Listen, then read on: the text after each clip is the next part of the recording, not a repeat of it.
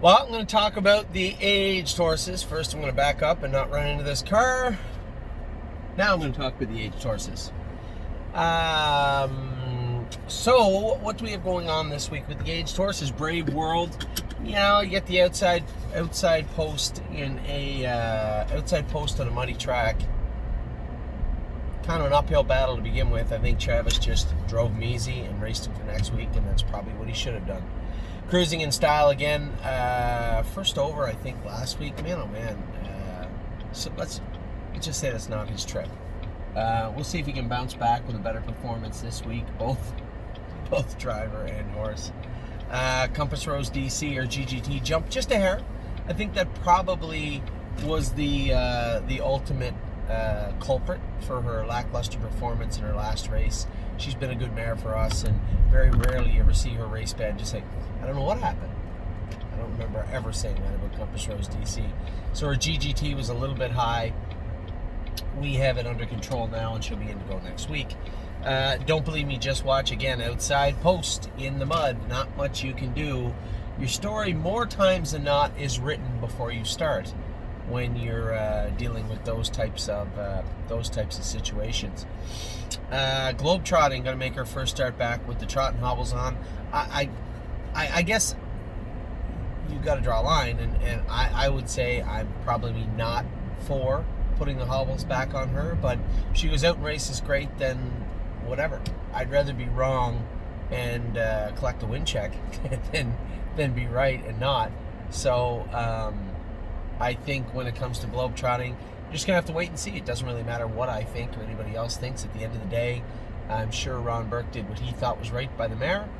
She's qualified. She's in to go in Philadelphia, I believe, with the rail. So we will get a chance to see globetrotting on, I honestly don't know what day it is. Soon. See her soon. Path of Totality is making the transition to the Meadows. Not an easy class by any stretch of the imagination. Actually kind of a tough class for this filly this week.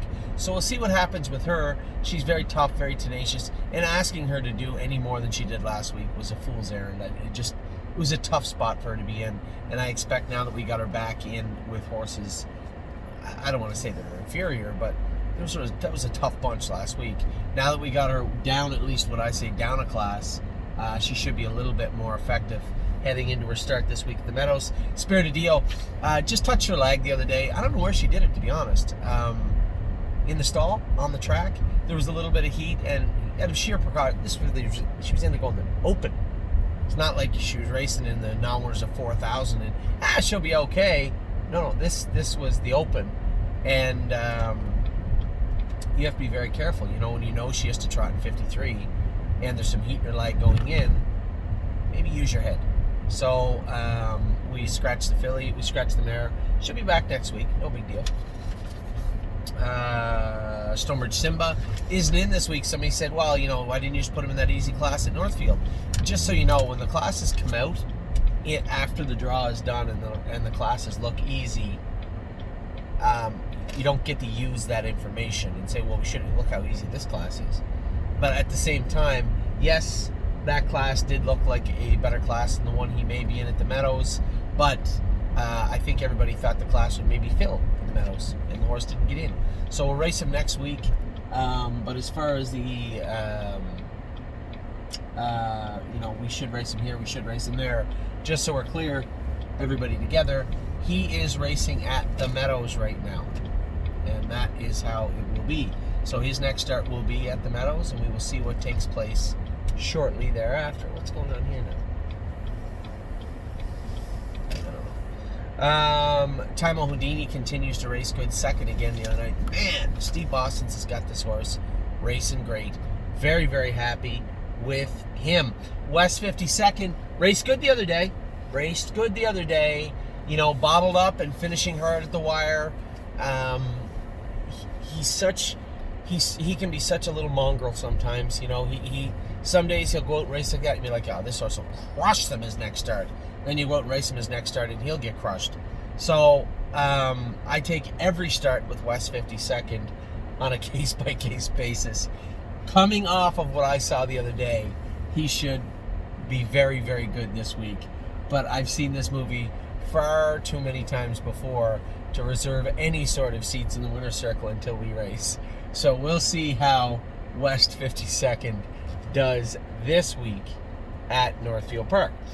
What do we got next? White Tiger. Listen, I'm not oblivious to the obvious truth that he isn't racing any better at Plainridge than he did under Tim Twaddle at the Meadows. I get that. I have eyes. I can see the same thing you can see.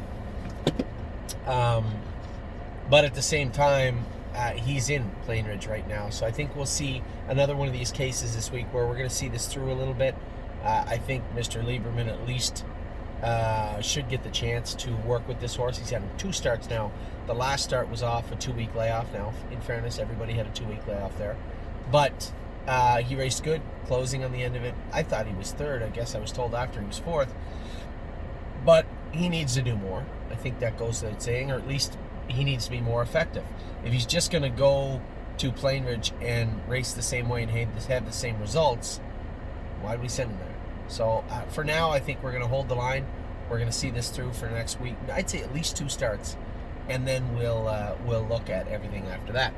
And our boy Yes is in to go tomorrow night at Northfield. I don't know what to tell you. We've turned over an awful lot of stones to no avail when it comes to soundness or issues with Yes. The good news is it doesn't appear there's anything serious wrong with Yes.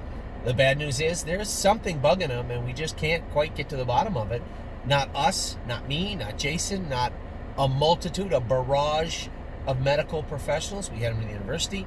We had our vet look at him. He was looked at before when he went down to Irv with Tim's vets, Irv's vets.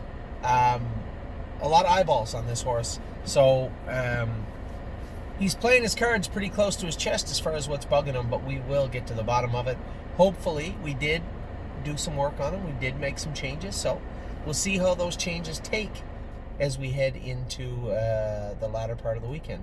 So it's Saturday right now in Columbus. I'm in Columbus waiting for the races, waiting for Slim Jimmy. I think I may even stay overnight here tonight.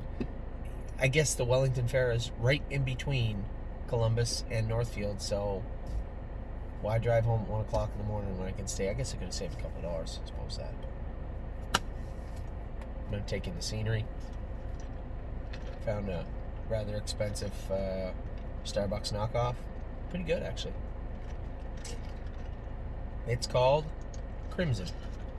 Anyway, that's your aged horses. I'll be back in a minute with the 3-year-olds.